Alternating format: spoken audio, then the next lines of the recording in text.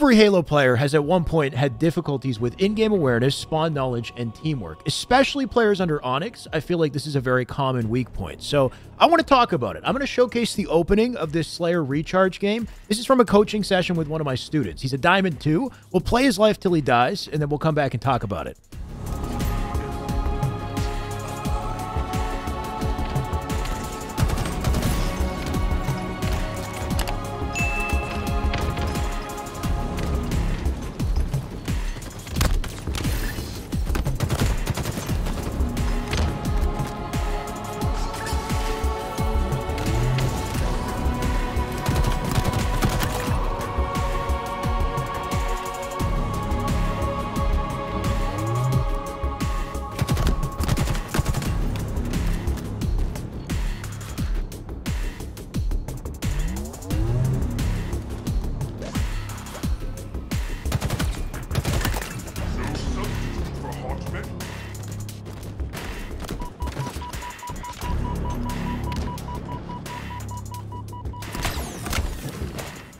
Plenty of micro things we could point out here. I'll try not to linger on it too long, though, because I want to focus on spawn knowledge and game awareness. But you can tell he's going for a curb slide here. He has the right idea, doesn't quite hit it. Because of the lip on the end of the ledge, you want to make sure you sprint on a diagonal with the edge of the ledge. Line it up, turn off time slide, you can boost out.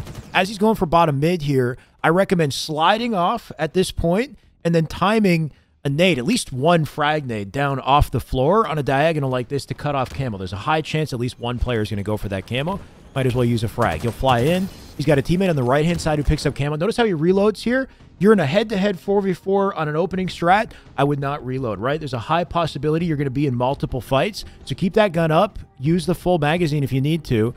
And make sure you're ready to protect the teammate who's grabbing camo. There's a big opportunity here.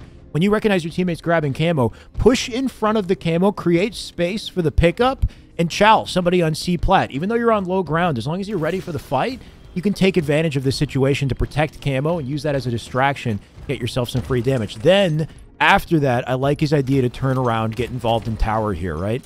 He's going to cut off the players on the inside of tower. Notice how he doesn't hit this clamber. The position of his clamber to the right actually blocks the clamber animation because of this object up above. So just make sure you're very deliberate about where you're clambering so you actually hit the ledge here.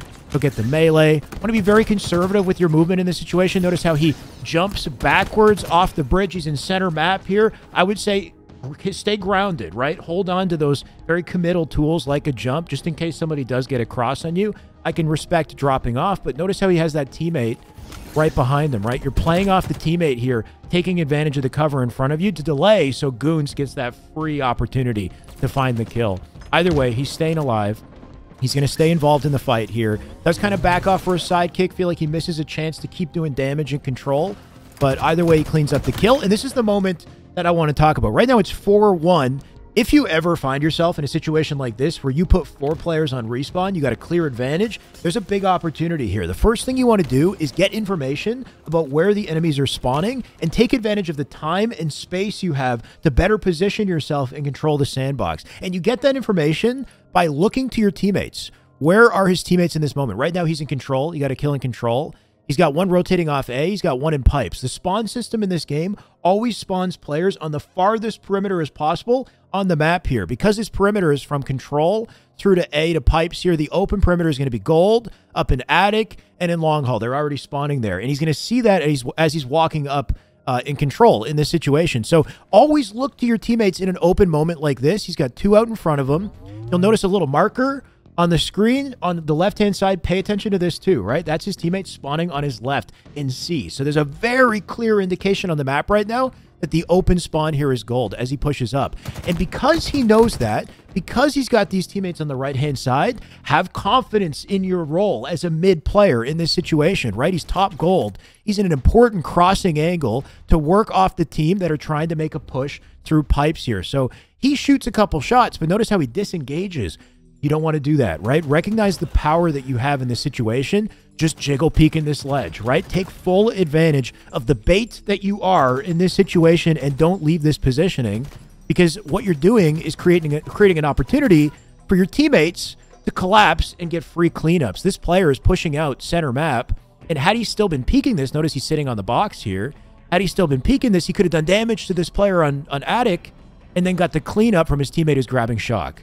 So just make sure that you're paying attention to what your teammates are doing and your position relative to them, because you're missing opportunities if you don't. At the same time that you're doing this, though, you have to also have in the back of your head an understanding of what's happening to the spawns in-game as this push is taking place, right? Because his teammates are pushing up on gold, and because this fight is happening in gold, that's going to push the spawn system for the next set of players to a different location on the map. Right now, A is open. That's the big thing you want to keep in mind. Everyone's left A in this situation. He's pushing gold. His teammate's on C. Because of the position of his teammates and the action happening on gold, the spawn system is going to think gold is not safe. It's going to send a player to A. Watch this. So there's a player just spawned in A, right? So if you find yourself in this situation, you're crossing from top tower, your teammates are pushing, hold the cross, stay involved, even if you're not necessarily shooting. Just stay in it, kind of. You know what I mean? Peek and be annoying, but know in the back of your mind that A is the spawn, and be ready for that to happen. And he can, you know, take advantage of that by dropping down, fighting A, let's say. But in this situation, he doesn't fight A. He backs off from it. He ends up getting the kill center map here. If that's the case, notice how he goes and he escapes to B batteries. And he knows this isn't the play. And I'm sure you know if you're watching, this is probably not where you want to go. Very open, very exposed location in the map. Not where you want to rotate. If you want to escape this situation, if you know in the back of your mind that A is the open spawn, then A to Whirlpool is all unsafe space, right? Once again, look to your team in a situation like this. As he escapes out front, because you got a team on the left-hand side and on top attic, this is kind of like a saving angle. This is your escape route. Escape towards your team.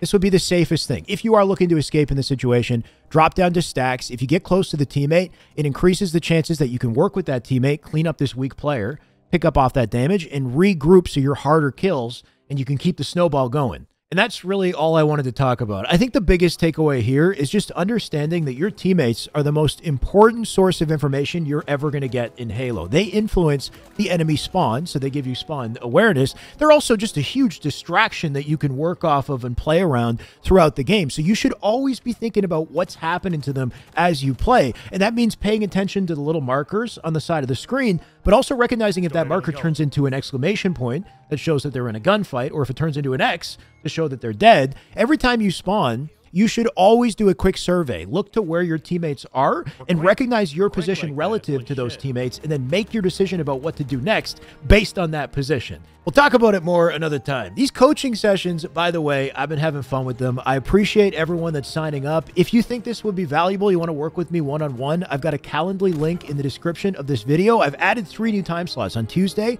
Thursday, and Sunday at 4 p.m. Eastern. Depending on your time zone, that might work better. It's just like this. We do VOD review together. Just work on whatever you want to work on. Everything we do recorded and sent to YouTube as an unlisted video, so you can go back and watch it again, learn from it in the future. But otherwise, that's it. If you guys like this content, you want similar content right here, this is the way. Enemy there. Enemy shield standing. Another. Icy. Icy. Oh, icy as fuck, dude. Oh my god. Let's fucking go.